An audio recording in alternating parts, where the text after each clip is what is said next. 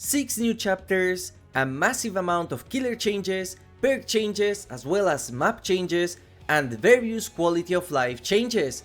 That's what we got in 2024, and in today's video I wanted to take a look at every notable thing introduced this year to see if it was a good one or not for Dead by Daylight.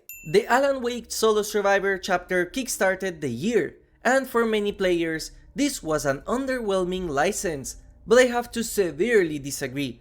Not only is Alan Wake technically the most modern license we have in DbD, since Alan Wake 2 released 3 months before this DLC, Alan is also one of those survivors that absolutely deserve to be a character in this game, as the flashlight mechanic is heavily inspired on the original Alan Wake game, just like how the devs got inspiration of the meat hooks thanks to the Texas Chainsaw Massacre movies. License-wise, it was really cool that Alan came with 2 legendary survivor skins, as well as the ability to mix and match cosmetics, and the Rift was released with even more skins based on this character, which also included the very first emblems and banners that were animated.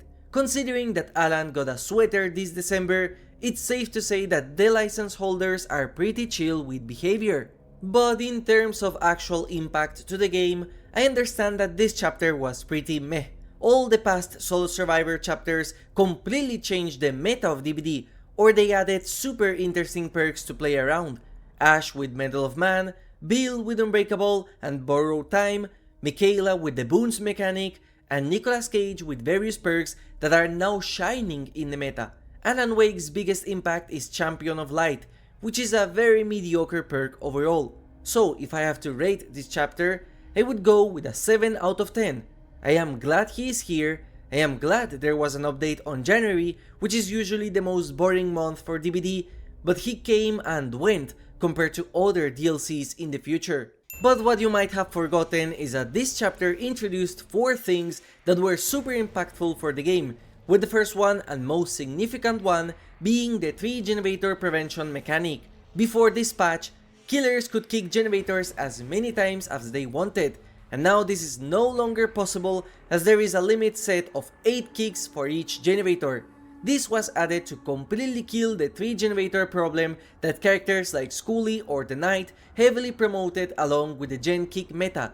Now, it didn't completely kill it because it is still possible to 3 gen in DbD, but it is harder than before. As a killer player, the biggest impact of this mechanic outside of the fact that dry kicking got buffed to 5% was that gen tapping no longer exists, and that was huge. Previously, if you made a generator regress, survivors could just click repair on them once and it would stop the generator from regressing. Now, they have to repair at least 5% in order to stop the regression, and this is very noticeable in high MMR games where the top survivors would abuse it. 2024 is when Behavior actually implemented a fix to a problem that has been in the game since its release, and in my opinion, this is the most elegant fix they could have done. And if you think that was the only change that was impactful for the game, that's wrong, because on this patch, Behavior also finally, after so many years, implemented the FOV Slider, so players like Lilith Omen no longer needed to use Shadowborn, and this is without a doubt the biggest visual jump you can see in any gameplay video and stream, because all past gameplays will be with the lower FOV, and to think we used to play like that is crazy. This was a most welcome change.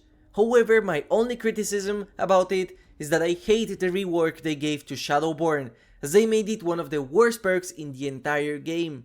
Now, despite Alan Wake not coming with any killer, this patch did bring a completely new killer into the game, the Hillbilly, a character that before 2024 was considered as B tier at best, became an absolute monster thanks to his rework that completely removed the overheat mechanic and replaced it with overdrive.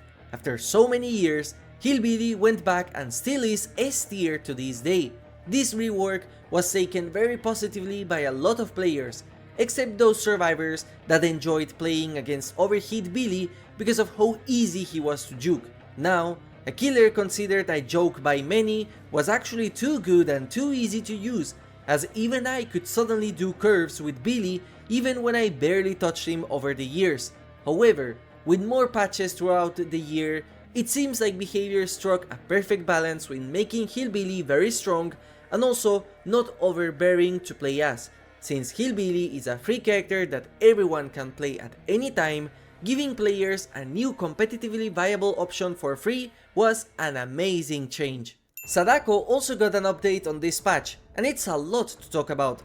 The things you need to know is that previously on rework number 2, Sadako became an absolute noob stomper belonging in the A tiers, and since Behavior saw that her kill rate was insane, they decided to tone her down, so she was a mix between this new Sadako and the original one. Thus, they removed her TV teleport cooldown, removed the weird decimals on the condemned stack, removed the ability of breaking tapes when hitting survivors, and the ability to place their tapes on any television. This led to the Sadako we have today, which might not be the strongest one, but it is indeed the healthiest one we had. Truth be told, since I barely see any complaints about Sadako anymore, I would say that outside of her still being bugged to this day, this rework was pretty okay. And finally, the last thing that was introduced as part of the Alan Wake chapter is the very first modifier ever introduced to DbD, the Lights Out modifier, as well as the first step into new game modes for DbD, which I would say is by far one of the most impactful and positive changes DbD has ever received. Modifiers were supposed to be time-limited events where it is still the core gameplay of Dead by Daylight. However, as the name suggested, there is a modifier on the match. In this case, Lights Out made the maps entirely dark, removed the tear radius of the killer, and also made generators harder to find, and you didn't know how many were repaired. The very first iteration came with the Alan Wake chapter, and it was pretty basic. It was later with Castlevania where they introduced new mechanics like the candelabra item, which light up the path and allowed you some lightning on generators. This modifier was kinda meh for a lot of players, but I do like it a lot and I think it's an interesting addition. As of now, there were only 2 other modifiers in 2024, Chaos Shuffle, which is a random perks challenge and considered by many as one of the most fun events in DbD history, and My Little Oni, which was a time-limited game mode where you played as a massive Oni stomping on small survivors, which was added as part of April Fools. We know that January will bring back the Chaos Shuffle event themed around Dungeons and Dragons, and I am very excited to see what kind of cool modifiers they end up adding in 2025. In terms of original chapters, I can safely say that All Things Wicked is by far one of the best, if not the best original chapter Behavior has ever created. The marketing behind this chapter was extremely exciting, and sadly, the last time as of now that we got such an interesting teaser set for a new chapter. The Unknown is regarded by many as one of the most fun to play as, fun to play against, and best designed killers in DbD, and add that on top of a very interesting visual design and backstory. The Unknown is the closest thing we have to an SCP in Dead by Daylight, and I am so happy we have another monster instead of just another human with a mask. The only issue I have with this killer is the perks, because 2 of them are very useless and boring, but Unforeseen is one of the most interesting killer perks they have done, and I would say the strongest killer perk they created this year. Sable, while hated by many because of being a safe take on a goth archetype, as well as having one of the worst backstories a survivor has ever had, still became one of the most used survivors in DbD, completely replacing characters like Michaela and Kate in my killer matches. Everyone is using her. The cosmetics she gets are absolutely amazing, and her perks are actually interesting. Strength in Shadows is a perk that became a staple in many of my survivor builds, and Wicked is low-key really good. Invocation Weaving Spiders is useless, but it's still the introduction of a brand new mechanic for survivors, so even if it sucks, I think the idea itself is really cool. And then, we also have the Greenville Square with the cinema, a new map in the Garden of Joy realm, making it at the very least bearable. This map is well balanced, super cool visually, filled with Easter eggs and new types of loops. It's surprising how good this map is when the latest maps created by Behavior absolutely sucked outside of Nostromo. Overall, this chapter was amazing, and surprisingly, it was also the second peak of players this year according to Steam charts, and even based on my own YouTube statistics, with the highest player increase out of the entire year. So, for behavior terms, this was an absolute success, and hopefully in 2025 we get an original chapter with this quality or even better. And something that started on this patch but is also done throughout the years is the various balance changes that have made a lot of killers way better than before. The most notable examples are extra hatchets for Huntress, extra bottles for Clown, a complete add-on rework for Blight making Alchemist Ring no longer as busted as before, various doctor buffs, and the two killers most impacted in my opinion is the Dredge, who went from a low C tier killer to a nice and decent high B tier position, and Nemesis, who is so much better to play with. And don't worry, we will be talking about those killers who were changed in more significant ways, as this entry is reserved only for those killers that got small changes to their powers which were enough to make them so much better to use. Mangled also received a huge change in this patch, which basically nerfed perks like Sloppy Butcher, as now instead of being an infinite status effect, Mangled and Hemorrhage were timed. This kinda affected hit and run killers, and it is an interesting change overall that I think is better than before. And what started as an amazing year for behavior quickly turned sour as we reach one of the first major disappointments of the year, and that is the fabled Twins rework, which is something 4 people were waiting for literal years. Turns out, what the devs did is basically turn Twins into one of the most busted killers in the entire game, on par with the Nurse and significantly stronger than Blight, Spirit or Hillbilly. So, because this PTB was busted and it was not possible to implement it as is, behavior went back on their rework and just gave the Twins a bunch of quality of life changes as well as nerfs. And that's the Twins we have today. They still have a lot of bugs, they are still clunky to play with, and they are still one of the rarest killers in the game. In other words, the Twins changes that their mains so eagerly waited turned out to be changes that other killers like the Dredge or Nemesis would randomly get as part of a chapter release. This was a complete disappointment for many players in the community. But when the alternative is getting a rework like the Trickster, then I understand why some players are happy that Twins were basically unchanged. But to think that this is what Twins mains had to wait for years is just pathetic. And as per tradition with anything Twins related, the patch they come out has to be bugged, and this was no exception. This mid-chapter is also the time when behavior made the jump to Unreal Engine 5, and as expected, this came with a lot of bugs. Now, surprisingly, the main and biggest offenders won't come out until late July with the next chapter, but something I do clearly remember about this time is the crazy stuttering that was affecting everyone, from survivors to killers. It was unplayable and very frustrating.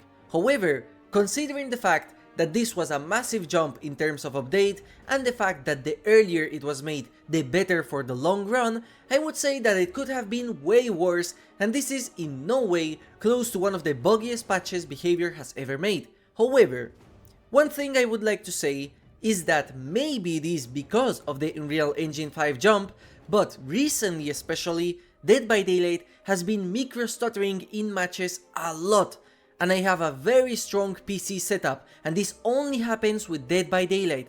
I can see this in various other streams and gameplays, like True Talent, where sometimes, while chasing a survivor, the game just freezes for a small amount, and if you watch my content, you will see that in a lot of my recordings, the game just freezes. This is, without a doubt, the worst the game has ever performed for me personally, and maybe for a lot of you, but I have not talked about this with many people. Still, I would like to know if you also have stuttering in your matches, because it is honestly very annoying to deal with. The only direct great thing that came with this update that is actually a massive quality of life change is the new Cosmetic Store, which in my opinion is indeed more clean than before. They introduced bundles, which brought back some very old Rift cosmetics into the game, and it introduced the ability to see memento moris before you purchase a cosmetic, the ability to see cosmetics which are not available to purchase anymore, as well as mix and match cosmetics before purchasing it, which are all amazing things, especially for content creation. Overall, you know my stance on cosmetics, but if that's what feeds them money in order to keep bringing quality DLCs that cost less than the price of an outfit, I will take it any day over expensive DLCs and paywalled maps.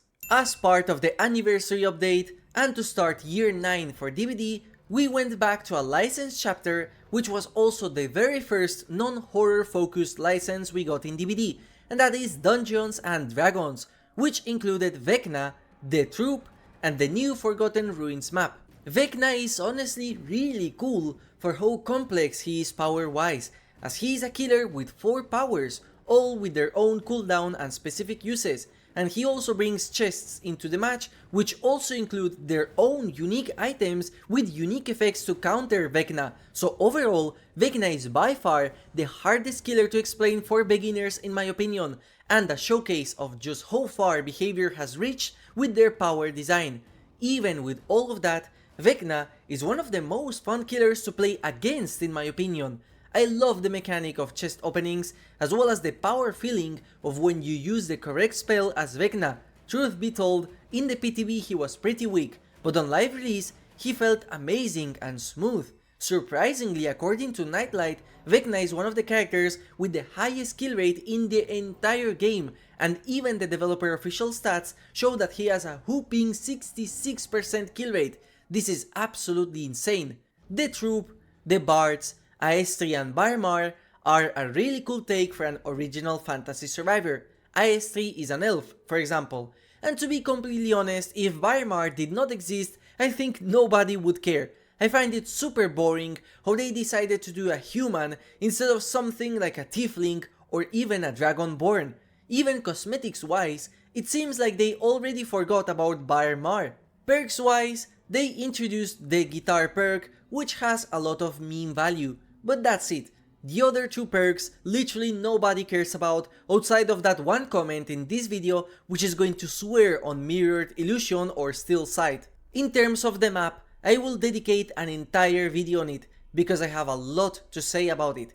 Visually really cool, mechanics wise really cool, gameplay wise and design wise, it is one of the worst maps Behavior has ever done. Overall, I would say this chapter was pretty okay. It is better than End Transmission and way better than Roots of Dread, but compared to other chapters like All Things Wicked, it's not that big of a deal, which is surprising because D&D is a pretty well known license, especially thanks to the amazing success of Baldur's Gate for casual players. Let's now talk about one of the 2 biggest dramas in the DbD community, and the very first one I want to talk about is something you will notice when you open the game. Now, anytime you start DbD, an epilepsy warning will appear at the start. This was added because of the epilepsy trickster bug, which was absolutely wild. For some reason, sometimes while playing against Trickster, each knife that killer hit on you, the screen would flash a bright purple, and I cannot show this on the video because it was pretty intense. The big problem was that it took Behavior 2 months in order to kill switch the Trickster, even when in every single tweet various players warned Behavior of this glitch and they knew about it. In fact, the very first answer they gave before kill switching the killer was that they could not replicate this problem, which angered a lot of players as this was a potential health risk, and considering that Behavior kill switched killers for less, it was crazy to think that a health risk was inside the game for 2 months. If that glitch was not enough, let's talk about one of the biggest hits Behavior has received that still affect it to this day, and those are the layoffs. On June, right around the release of the anniversary chapter, Behavior announced the layoffs of 95 employees, some of which included various community managers as well as the person behind the amazing marketing of All Things Wicked. And that is pretty clear to see, because the quality of the teasers and marketing has decreased by a lot. The layoffs problem is something that a lot of gaming companies were suffering from, and it's one of the worst things that happened in the gaming industry, so Behavior was not going to be left off the hook. But when the entire marketing of the game falls flat because of it, well, that in my opinion should be fixed fast. The main problems with this is that literally outside of Castlevania, the other two chapters came and went as they had zero teasers whatsoever. Let's talk about that first chapter. Dead by Daylight got Lara Croft in 2024. Lara Croft, one of the most iconic gaming characters in video game history. And guess what? It seems nobody cared. There was no marketing whatsoever about her. The trailer is one of the most mid-trailers they have ever done. Zero teasers, zero rumors, there was nothing. For how big of a character she is, I find that crazy. And the worst part is that Lara is one of the most popular survivors currently in DbD, and Finesse is a staple on a lot of try-hard competitive builds, so her impact on DbD was more than Alan Wake. For example, she was also the first survivor outside of cosmetic licenses that came from a source which is kinda horror adjacent, but it opens the door for a lot of characters that many of us would have not believed in the past, like for example Geralt of Rivia from The Witcher. The Lara Croft mid-chapter also came with the first iteration of the Knight rework, which ended up being the second greatest rework in DbD before Hillbilly. Instead of having the guards in a cycle, you now can choose which guard to use, and they were all buffed. However, originally there was a massive global cooldown which made this killer very bad. It was only after the next patch on 8.2.0 where he became the macro killer he was always destined to be. Instead of being able to summon guards close, you now were incentivized to snipe survivors with the Jailer and Assassin, and this gameplay style is super fun. What started as a killer that I went on record saying that was very boring turned out to be one of the most fun killers to play with, as I love the sniping playstyle. However, even when the rework itself was pretty good, the Knight is still one of the most bugged killers in the entire game, as there are still crazy bugs with him like the power stun bug or the one where the orb makes the sounds of the Knight walking.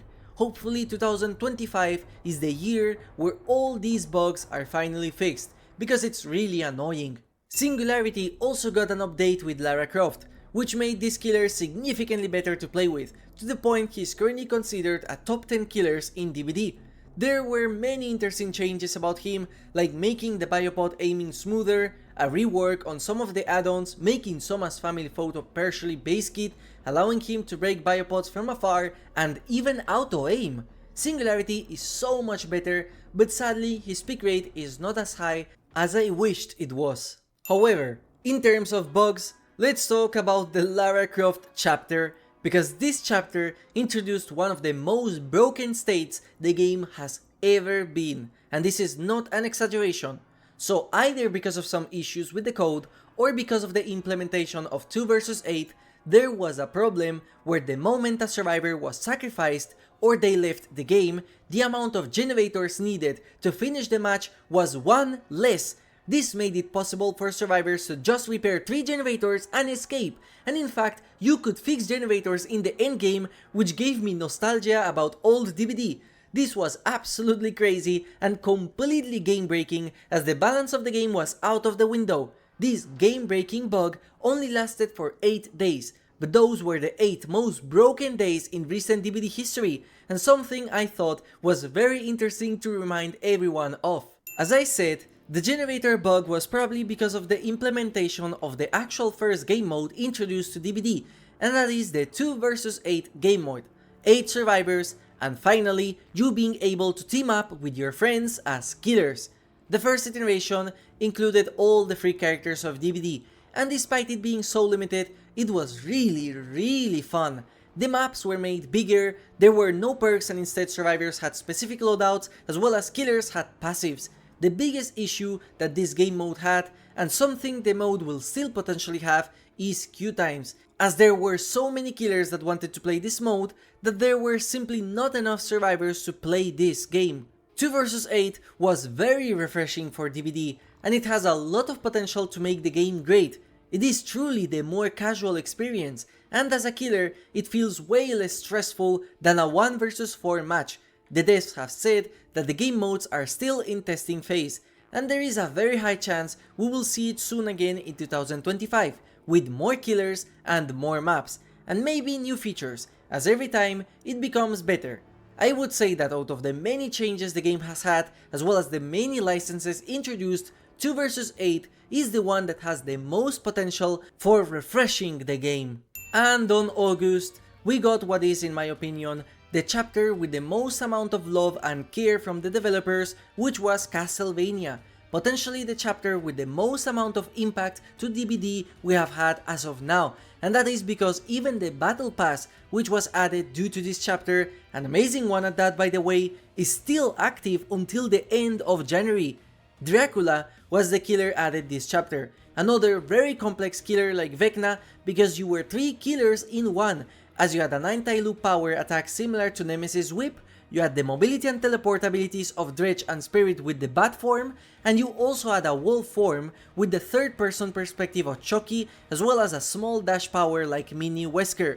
Dracula is also considered by many to be one of the strongest killers in the game as a top 5, and personally, he is a character that I hate the most out of the 4 released this year, as he is one of the most unfun killers to play against, but that's my personal opinion.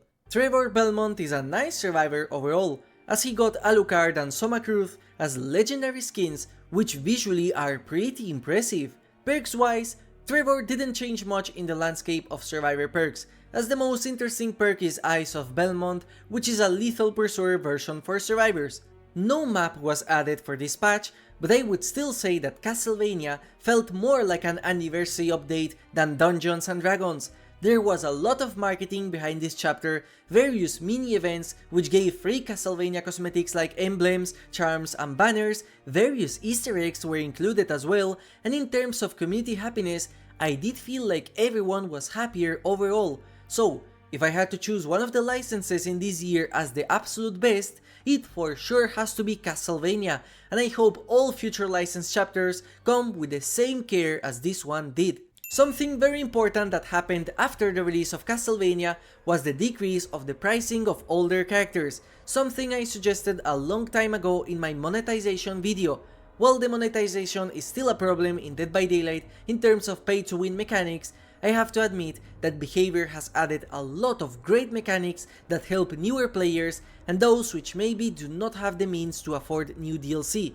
While there are still a lot of problems with the game, like new characters coming with potentially game-changing perks, or the Shrine of Secrets being the exact same piece of trash it has been since 2016, I am still grateful for the changes Behavior implements, and hopefully these are the start and not the end of them. Now, before talking about the next chapter, I thought it was a great moment to talk about the 3 map changes we got this year, which were Haddonfield, Ormond and Midwich. Haddonfield, which was known as a very survivor-sided map, became an absolutely killer-sided mess sometime around April, and to this day, this is still considered one of the most killer-sided maps in the game, and what they did is remove various houses from the map, make it smaller, and nerf a lot of the very strong windows this map had.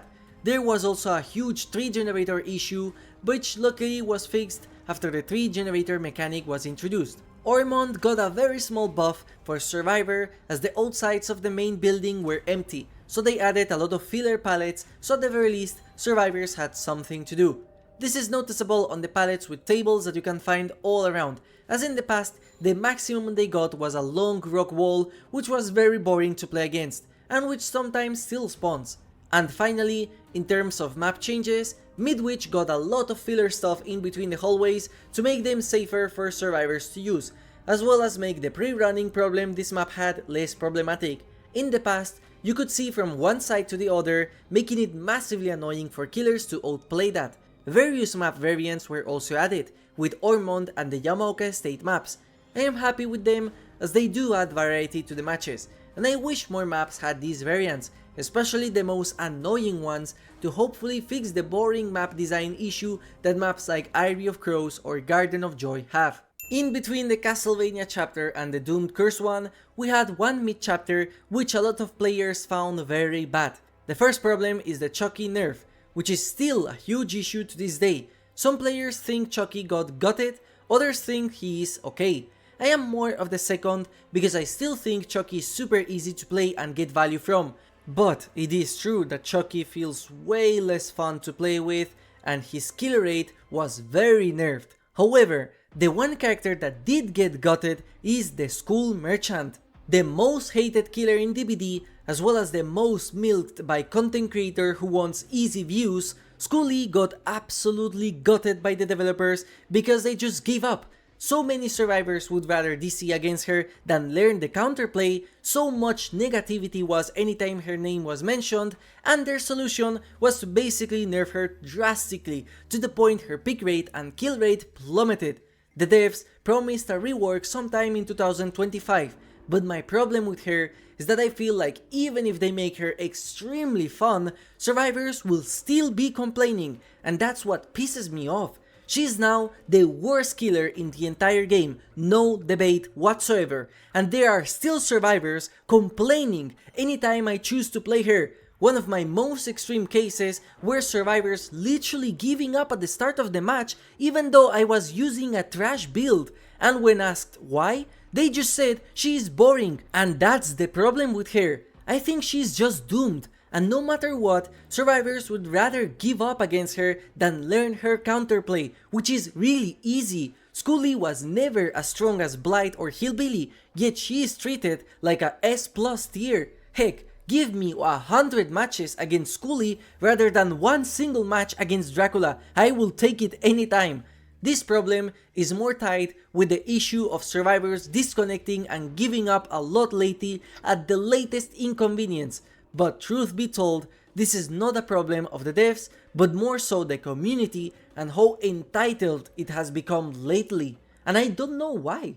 And finally, we got the last major update of the year, which was the Doomed Curse chapter, including the Houndmaster, Torricane, and the new Ormond Mine map, which was introduced later in the Bone Chill event. The Houndmaster was one of the buggiest killer releases in a long while. Very surprising when compared to more complex killers like Vecna or Dracula. Her chapter was received very negatively due to these bugs, so Behavior had to work hard in order to fix her before Christmas break, and so they did. She's now not as buggy as before, she's in fact very fun to play with, and I love how she is designed, but she is super strong currently because of an overbuff to the vault speed of the dog. I feel like she will get nerfed at some point in 2025. But overall, I would say Houndmaster was a positive addition to the game rather than a negative one, as long as her bugs are under control. Perks wise, she is significantly better than any of the previous killers released, with Jagged Compass potentially creating a new meta with Scourge Hooks. Torricane is a super interesting survivor lore wise. She completely beats Sable, and she is also the very first basically evil survivor in the game. Two of her perks are completely useless, but Shoulder the Burden is one of the craziest perks ever created for the game and by far the strongest one of 2024, as it allows survivors to transfer hook states to each other. On an average solo queue match, this perk is not that big of a deal and is very easy to counter, but with a strong Survive with Friends, this perk is an absolute nightmare. I am curious to see how well this perk does in the future, and if survivors become naturally better, maybe it will be a problem.